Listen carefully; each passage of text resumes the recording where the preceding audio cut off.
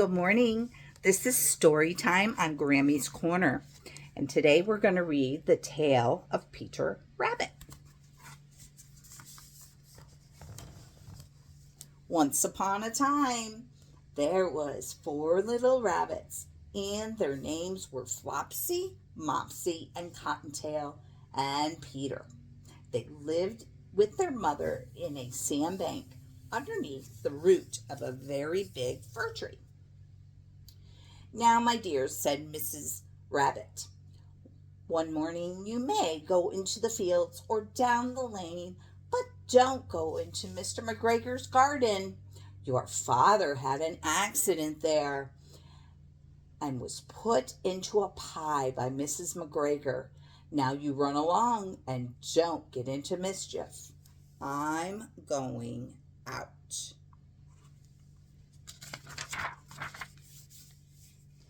Then Mrs. McGregor took the basket and umbrella and went through the wood to the baker's. She bought a loaf of brown bread and 5 currant buns. Flopsy, Mopsy, and Cottontail, who were good little bunnies, went down the lane to gather blackberries.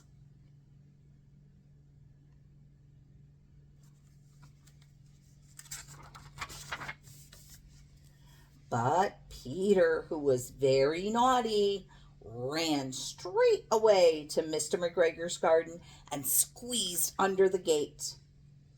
First he ate some lettuce, and then some French beans, and then he ate some radishes, and then, feeling rather sick, he went to look for some parsley.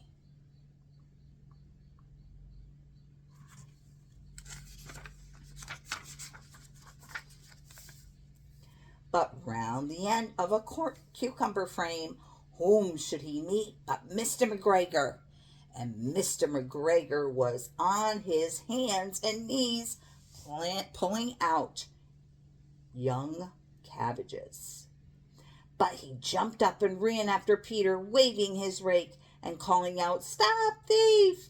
Peter was most dreadfully frightened. He rushed all over the garden, for he had forgotten his way back to the gate. He lost one of his shoes among the cabbages and the other shoe among the potatoes, and after losing them he ran 4 legs and went faster. So that I think he might have gotten away altogether if he had not unfortunately run into a gooseberry net and got the large buttons on his jacket stuck. It was a blue jacket with brass buttons and quite new. Peter gave himself up for lost and shed big tears, but sobs were overheard by some friendly sparrows, who flew to him in great excitement and implored him to exert himself.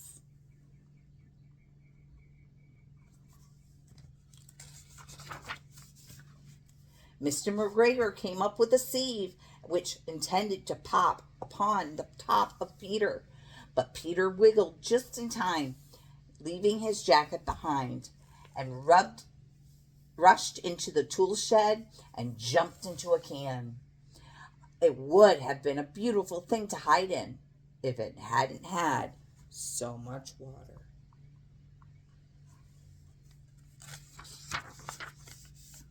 Mr. McGregor was quite sure that Peter was in the tool shed, perhaps hiding underneath a flower pot. He began to turn them over carefully, looking under each.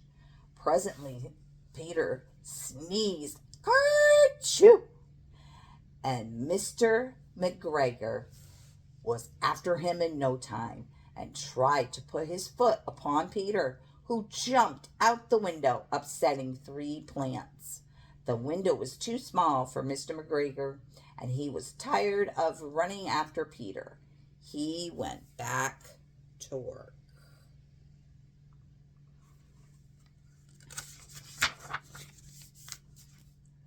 Peter sat down to rest. He was out of breath and trembling with fright, and he had not a friend in the world.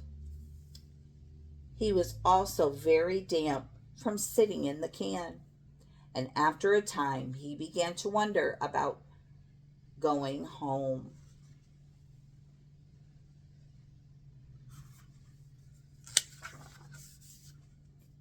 He found a door in the wall, but it was blocked, and there was no room for a fat little bunny to squeeze underneath. An old mouse was running in and out over her stone doorstep, carrying peas and beans to her family. Peter asked her way to the gate, but she had such a large pea in her mouth that she could not answer. She only shook her head at him, and Peter began to cry. Then he tried to find his way straight across the garden, but he became more and more puzzled. Presently he came to a pond where Mr. McGregor filled his water cans. A white cat was staring at some goldfish. She sat very, very still, but now and then the tip of her tail twitched as if it were alive, and Peter thought he'd best go away without speaking to her. He heard about cats from his cousin, little Benjamin Bunny.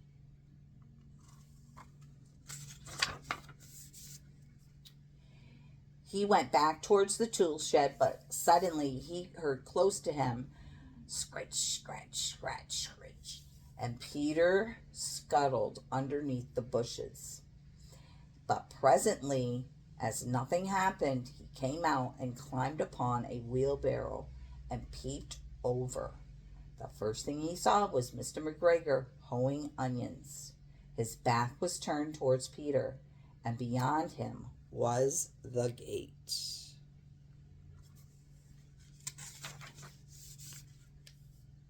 Peter got down very quietly off the wheelbarrow and started running as fast as he could go along the straight walk between some black currant bushes.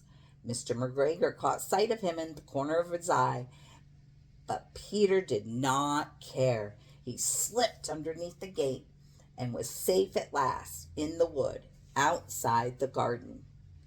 Mr. McGregor hung up the little jacket and shoes for a scarecrow to frighten the blackbirds.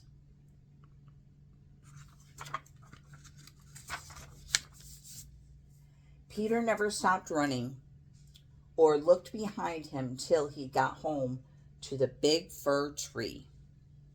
He was tired that he flopped down upon the nice soft floor and shut his eyes. His mother was busy cooking. She wondered what he had done with his clothes. It was the second little jacket and pair of shoes that Peter had lost. I am very sorry to say that Peter was not very well that evening. His mother put him to bed and made some chamomile tea. She gave him a dose to Peter, and she said, 1 teaspoon before bedtime. But Flopsy, Mopsy, and Cottontail had bread and milk and blackberries for supper. The end. Enjoy your day.